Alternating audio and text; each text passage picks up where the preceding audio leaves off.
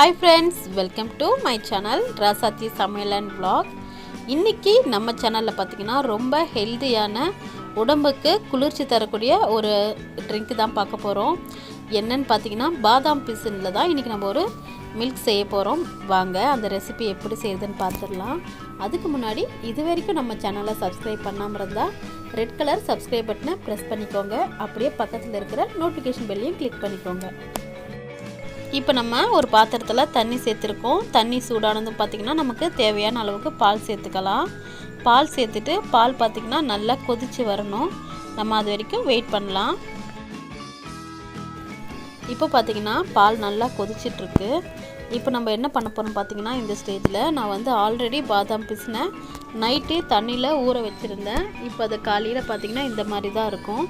உங்களுக்கு night full night ஊற வைக்க வேண்டாம் அப்படின்னு நினச்சிங்கன்னா பாதாம் பிசின் எடுத்து மிக்சியில் 2 சுற்று சுற்றினீங்கன்னா தூள் தூளாகிடும். அதை நீங்கள் ஒரு சுடுதண்ணியில் சேர்த்து ஊற வச்சிங்கன்னா உங்களுக்கு 10 நிமிஷத்தில் பாதாம் பிசின் ரெடி ஆகிடும். நான் பார்த்திங்கன்னா ஓவர் நைட் ஊற வச்சுருந்தேன். இப்போ நம்ம இதை பாலில் சேர்த்துக்கலாம். உங்களுக்கு எந்த அளவுக்கு தேவையோ அந்த அளவுக்கு சேர்த்துக்கலாம். 2 கப் பால் அப்படின்னா 2 ஸ்பூனும் சேர்த்துக்கலாம். இல்லைன்னா நம்ம 4 ஸ்பூன் அளவுக்கு கூட சேர்த்துக்கலாம்.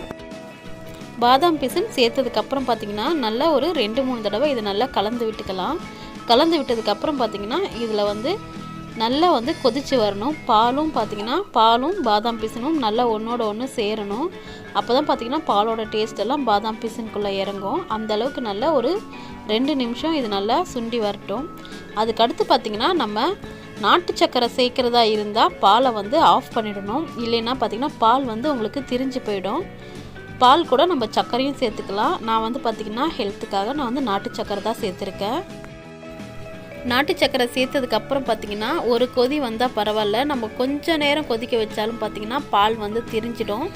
அதனால் ரொம்ப நேரம் கொதிக்க விடாதீங்க.